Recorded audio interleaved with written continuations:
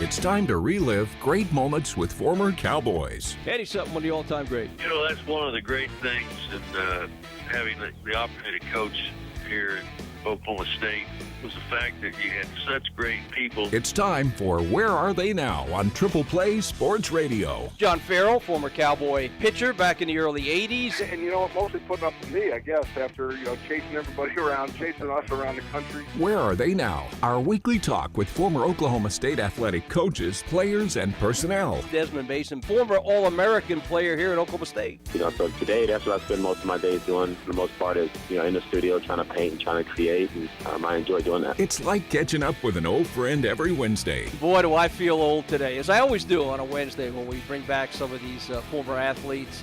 We're talking with Houston Nubb. Sure did. Had a great time. That was of course, my mom and dad went to school there. My brother, Dickie, as you mentioned, went to school there. And, of course, we both met our wives right there in Stillwater, Oklahoma. Now your host, ready to take a stroll down memory lane, here is Tom Dirato.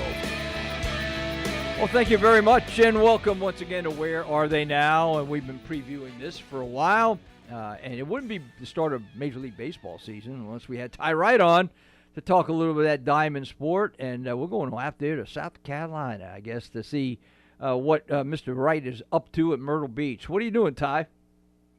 Well, just we had a little practice today preparing for the season, getting ready for trying to get some kids ready for a new season and hopefully get them better, get them to the next level, and keep working forward, keep going straight. Hitting coach in the system as usual with the Cubs, and I'm going to ask you a couple of questions that you may or may not want to answer, but that's not unlike a lot of interviews you and I have done over the years. Oh, they've all been great, yeah. But somewhat of a, and I don't want to be too dramatic, but maybe an off season of anxiety, discontent with the Cubs. You obviously didn't get as far as the Cubs wanted to go last year. You had the Russell thing pop up, maybe some people doubting the front office. What was the feeling like in spring training? Did you get a vibe like that when you were down there? I did. We really did generally have an incredible vibe. The guys came ready to spring training, ready to roll, and it really was a focus that I hadn't seen in a couple of years. I thought everything was going good, but this year was definitely different, and it was really exciting to see. I know the start, the 1-3 start, it is what it is, but these boys are going to be just fine. But it was very exciting to see them come into spring training the way they did, the way with the focus. And I'm talking Major League and minor league. Right. And, to see their focus and to see where they were at mentally was pretty exciting, to be honest with you. Well, was it fake news? I mean, it seemed like every time you turn around, and here I am being dramatic here, Rizzo was always in front of a camera assuring whoever asked the question, hey, we're okay. Well, there's not a lot of problems, and nobody's going at each other. That was the part. Did you feel that when you first arrived, or was that something that was just made up? I think that was a little bit more made up. I mean, they're an exciting bunch of players to watch.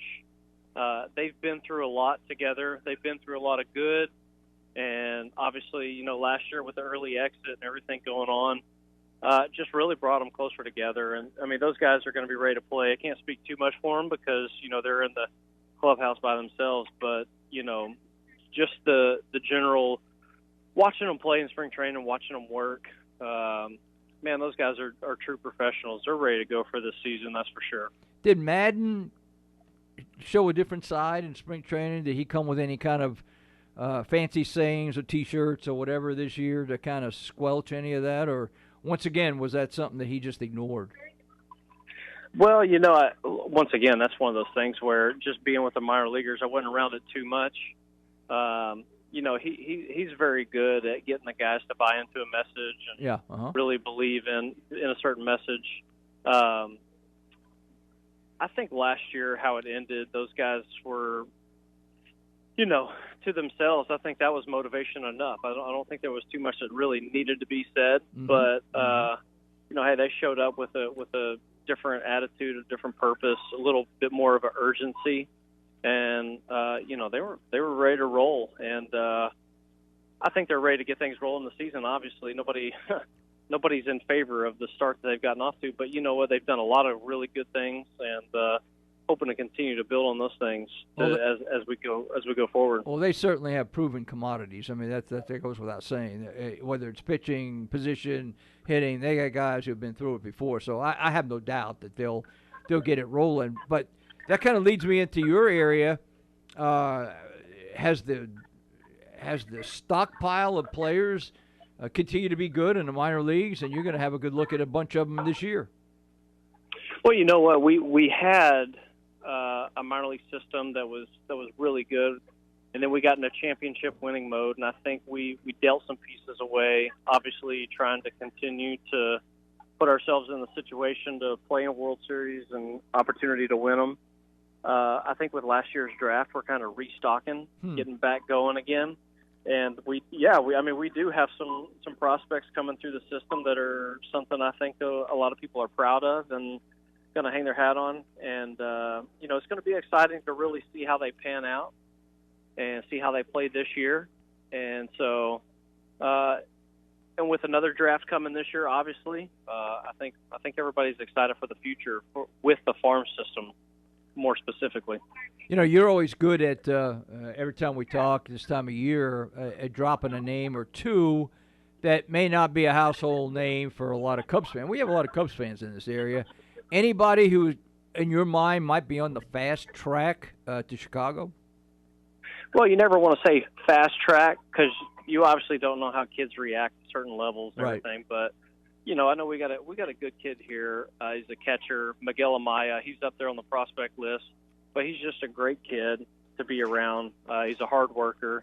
And like I said, he's one of those kids I'm really interested in seeing how he's going to do it at a new level this year, being at high level, and see how he reacts to some pitching and all that stuff. But I really think he's going to be something that, that's going to be really that you want to keep an eye on. What's the average age group that you guys deal with on this level here? I don't know for sure, but I would guess 20. I mean, we've got some 20-year-olds. We had some 19-year-olds last year. Mm-hmm. Anywhere from 19 to 24, really. So we're talking college. We do have some college kids. We have some young Latin American kids that are growing up and learning how to play. And but as far as average, I'd probably put it maybe 22, 23, something like that. Got to ask you, do we have, maybe of different levels, but any Oklahoma State guys that are trying to make their way through this Cub organization? Well, Thomas Hatch is still, right. I think he's still doing it. But outside of that, I think Hatch might be the only one that we have, to be honest with you. I can't think of any Oklahoma State guys or Oklahoma guys, to be honest with you. I know. Well, actually, I take that back. I know we have a high school kid from Oklahoma, I believe, Cole Franklin, and we have another kid from Oklahoma. He was a catcher, Caleb Knight. That they're kind of doing their thing, and working to be the best that they can be. So they're not with me this year, but it'll be interesting. I got to meet Caleb a little bit more in spring training than I did Cole, but it'll be interesting to see kids as they climb up through the system and see how good they can get, and hopefully get a shot at going to the big leagues. Can you remember your days making your way through the system on this level? And of course, you spent a lot of time AAA with Iowa, and so much so that somebody told me they were going to put a shrine out there with Ty Wright's name on at Des Moines. I think because you might set a record for career games there. But can you remember your climb through the organization, how patient you needed to be? I do. It was a little different. I basically played a full season before, never really got moved up at the half-season mark until my third year, and I got moved up to AAA. Mm-hmm. But it was something that we embraced. We had a really good team, really good core of guys that, we all played together every year, step by step. And, it's definitely was a fun time, and I'm really glad that it happened that way. In my aspect, I enjoyed, getting to play full seasons in Daytona and Tennessee, and then eventually Iowa. But it's different. It's fun, but some people's journey is a little bit different than others, So it's just something that I guess more than anything you just got to embrace, go with, and get the best out of it that you can. How close and how many times? I don't know if I've ever asked you this. Where that phone call might have been right there. Hey, you're coming to Chicago. Get on that plane and come. How close were you? Well, I'd like to think as close can get, but you never really know that answer as a player, to be honest with you, because now that I'm a coach, there's just so much stuff that goes on behind closed doors that you just really don't know. You may feel like you're really close, but in reality, you might not be. Mm-hmm. I felt like there was one time in AAA that I felt like this could be it. It's either it or, obviously it's not, and or it's not even going to happen. And it didn't happen, but you know what? It was a good time, and I have no complaints for sure. But I obviously, like I said, you like to think that you're right there, but you never know, to be honest with you. You're in a position now where I'm assuming that you coaches in all levels of the organization, you have to turn in grades and reports, and people call you. How do you like being on that side of the fence that maybe some night or maybe after every game you got to put Joe Smith's name down and, he's hitting pretty good or he's not?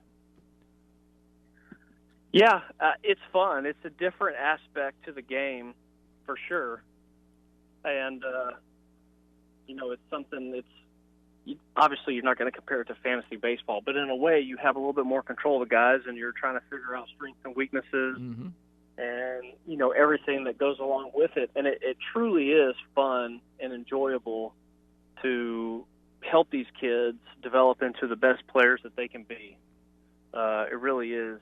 And just to see them from, I've got kids now to where when they first got drafted, I had them like in Eugene in 2016 and right. moving along. And now they finally made it to Myrtle Beach High A. And so it's just been really fun to see their progress.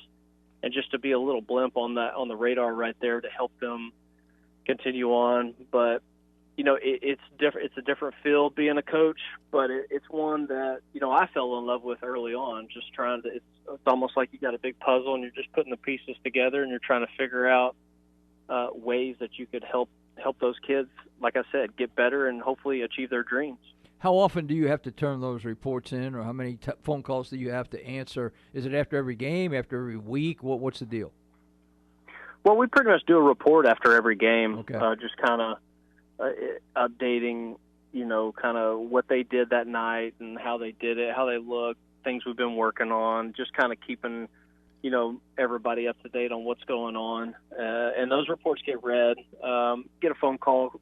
Not all the time, but, quite often just kind of checking in. Nothing, no pressure or anything, but just trying to kind of get in there because, some of those guys aren't there every day in the trenches with those kids like I am, so they just want to call and get a feel of things and see how everything's going with them and on a day-to-day basis. So, and that's the fun part too, is getting to do that and getting to communicate. And like I said, there's a lot of time that goes on in thinking about, hey, how can we get this guy better? And a lot of conversation behind closed doors on how to get these kids better that go on. And sometimes as a player, you can't imagine or you don't even think that goes on, but in reality it is. You've told us so many times that, it's one of these deals where you got to teach kids how to be a pro. You have to teach kids not necessarily how to hit. Obviously that's what you're there to do and make good hitters out of them, but how to be a professional, how to lead this professional life. And at your level, you got a lot of guys who haven't done that. Yeah, they're learning, and some of these kids are out of college, and they come from major college programs, and some of them do, and some of them don't. It's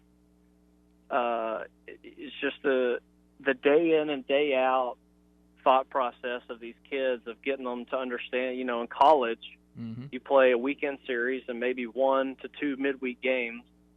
High school, obviously, you're playing like 2 games a week, and if you play summer ball, I'm sure it's been too long for me to remember how my schedule went in summer baseball in high school, but I know these kids now get after it a little bit more than I did. And, so it goes from that to where basically you go, I know in college you practice every day, Mm-hmm. but you go to a game 3-4 times a week. Now it's 6-7 days a week, and it's continual. You're facing these top guys, top pitchers, and they're giving you the best they got. And, it's every day, and it's not like you can have a bad game, go 0 for 4, or sometimes in college you think a 1 for 4 is bad, and then all of a sudden you're like, well, at least I got the next 2 or 3 days off. You can figure it out. It's every day, and you don't have that much time to figure it out, and you kind of really have to make adjustments on the fly. So with that, just having a positive mindset, coming to the field every day, learning how to forget yesterday, whether it was good or bad, and being ready for the next day, and really just being a pro with your teammates, how to go about it with your teammates. Like I said, being positive, being encouraging. It's just some kids latch onto it quicker than others, and but it is a little bit of a process to learn how to do that. Judging from the pictures, which make stadiums look good and big crowds look good, but you're in a good area. You get a lot of support from the locals, do you not? We do. The Cubs system in general has incredible support. I was lucky enough to go on my journey from Phoenix, Arizona, spring training to Myrtle Beach. I made a pit stop at home, and I went to Chicago Cubs, Texas Rangers game, the opening weekend. I went to the second game, and just in that ballpark, the amount of Cubs fans that were there was incredible. We definitely outnumbered the Ranger fans by far, I thought. I could be wrong, obviously, but they were definitely louder. They were definitely more intent in the game and everything. And I remember going to places, and we would be on the road, and you have like a big hit, and you hear those Cubs fans stand up and cheer when they're away. So the support for the Cubs and the Cubs system is very strong, and more so now, day and age where prospects are a very big deal. The prospect list comes out; it's a hot topic, so everybody wants to know a lot about what kind of prospects we got going on.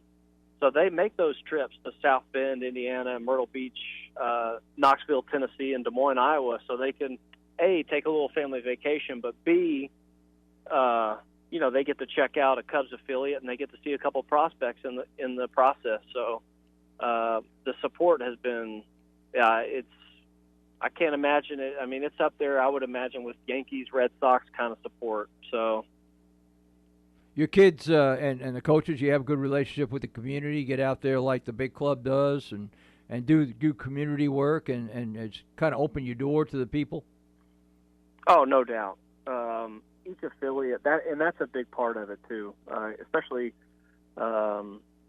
at the affiliates here in Myrtle Beach.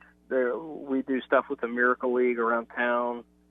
We put on some camps for kids that I've helped with. I've gone to the Miracle League last year. It was just a really cool experience.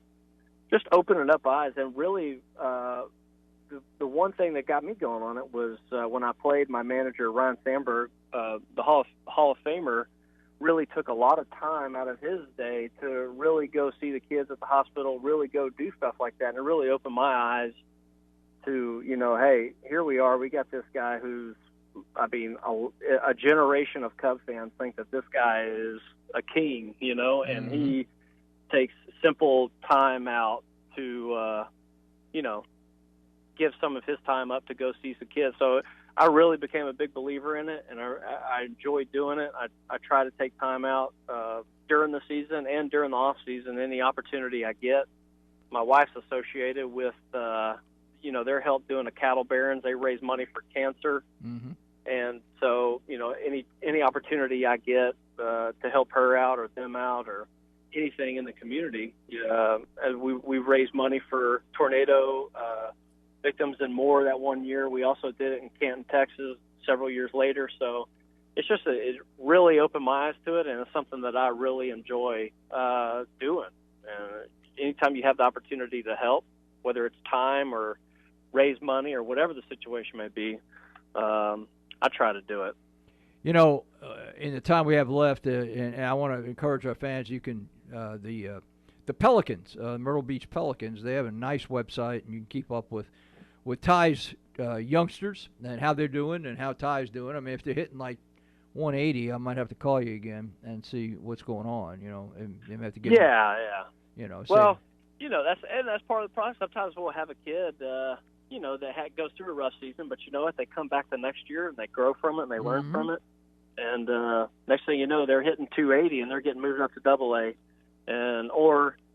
I've had the situation too where we've had kids that struggled, and they come and you work with them, and then all of a sudden there's a huge trade in Chicago and they're a part of it. Yeah. And you really feel special right there because you know what? Like I really felt like I connected with that player. I really felt like I connected with them, and I helped. We worked together, and all of a sudden, for the organization-wise, viewing it in their eyes, hey, he was a piece of the puzzle that helped us get a big piece to hopefully help us win the championship this year. So that turns out to be a pretty cool feeling also. I know you've kept up with it. This is our last year of Reynolds Stadium. Old Braid Stadium is waiting to open up here for the next season. Your thoughts as we're starting to count down to the final games here, and obviously you can't get out here. You're busy doing your thing, but there are various weekends still on tap for former players and the like. But what are your feelings now that it's real? It's real, and it's something that we pushed for a long time, and now that we've pushed for it, we wanted that new stadium, and now that it's here, it's actually kind of sad. Alley P is such a beautiful place to go watch a ball game, and such a beautiful place to play a baseball game. The fans of Oklahoma State baseball are unbelievable. I know there's great universities out there. I'm not going to sit here and say, oh, we're number one or whatever, because there's a lot of great places out there. But Alley P, the Oklahoma State community is very special. They love their baseball, and it's winding down. I'm seeing a lot of the commemorative stuff going on, and with Doug DeCenzo as our outfield base running coordinator, had a lot of dinners with him in spring training. We talked a lot about Stillwater. We talked a lot about our memories from Oklahoma State, and you know what? It's such a beautiful place in Oklahoma State history. But I'm so excited for the future. I'm excited about the new place. It kills me that I can't make. We were planning on going to Stillwater that first weekend series in February, and I ended up having to go to Arizona, so I wasn't even free to be able. But it kills me that I'm not even going to be able to make it back this season. But I look forward to going to the new stadium and checking it out, and hopefully getting a tour and getting to see everything it has to offer. And I'm really excited because you know what, the players, the community, the staff, everything, the past players, they all deserve it, and it's something that the program deserves, and they're getting it, and hopefully they got a great program going now, and it just puts us at another level to where whatever they need, they're able to get to help these kids develop, much like we're doing in the minor leagues, develop into great baseball players and also student athletes, really importantly. To help the program grow and hopefully get back to where I say get back, but they're pushing the envelope every year to get to where people feel Oklahoma State baseball belongs. Other than our dugout conversations we used to have during the game, I know those were the highlights of your career here. But and if we could tell those stories on the air. Then we would, I know. They would probably take us off the air is what they would do. But probably. What comes to your mind? I mean, this is always a tough question. You played so many great games. You were such a solid player for us here at Oklahoma State. Had success on all kinds of levels, College World Series, region, all those things. But any one day at the park at Reynolds that you'll look back on when you're an old guy and go, man, I remember that particular day. Well, there's definitely a lot, and there's some to where you don't even remember, but you sit back and you think about, and then you start remembering. I remember my first game for sure. It was my first college game ever. I remember my sophomore year facing Max Scherzer at Alley P. Yeah. I remember my junior year sweeping Texas A&M, play all the battles we had with Texas. I never got to play OU there, but I for sure senior day, my last game, Alley P. I remember that one. Whole family got to come down, and there's just a lot of memories, and it's awesome because it trickles throughout my family. So, I've got 3 brothers and a sister.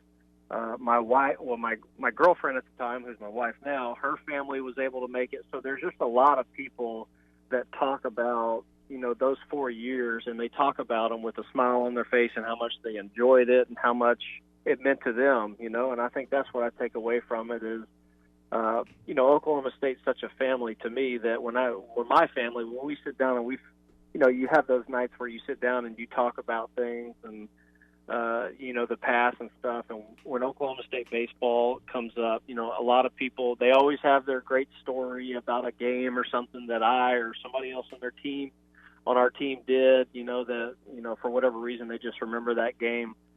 But, it's just a special time in any kid's life whenever you get to go play college baseball. And when you make it Oklahoma State and the special community that surrounds that and how they rally around the baseball program, it's just really just a special time and special to look back and see, to think about all those memories. But like you said, I'll have to maybe whenever everything slows down, I have to sit back and take a look at some of get into, because I know my wife has a bunch of scrapbooks and stuff, so I have to dig into them and look and really take it slow and see what some of those games maybe that I've kind of forgotten about, but as soon as I see the box score or as soon as I see the article, I'll remember, and it'll just bring a smile to my face. I'll tell you what will bring a smile to your face is your name is still all over the record books, and you've been gone for 100 years, and they haven't been able to overtake your numbers here in the record book as far as base hits and home runs and games played. You are that puts a smile on my kid's face, which puts a smile on my face, So yeah, well, that's something that's special with the kids now, that they'll be able to come out and, hey, my dad, that's my dad, and I think that's what I'm most proud of, is be able to. I got 2 little rugrats that are going to be pretty proud of that. Well, a lot of people around here are still pretty proud of what you did as well, and that's why we always have it. Like I told you, right? We can't have baseball start without you being on. I mean, it's kind of an unwritten rule. Gotta have it. I know. We can't have baseball according to Ty Wright. I mean, that starts us off in the right foot. Hey, I appreciate your time, man. I'll let you get back to your practice and doing all the things you need to do. And good luck in your season. We'll check with you as the year goes on and see if you're turning out some future Wrigley fielders there at the bat, and we'll follow you along statistically. But I do appreciate your time as always, man. Well, I appreciate you having me on. It's always good to talk. It's always good to talk Oklahoma State baseball too. So, well, have a good season, bud, and we'll stay in touch. I will. Thanks, Tommy. All right, bud. See ya. That is the one and only Ty Wright, who he never has. If he has an opinion, you'll hear it. That's where he was when he was here, and he's in a good position. He loves what he's doing.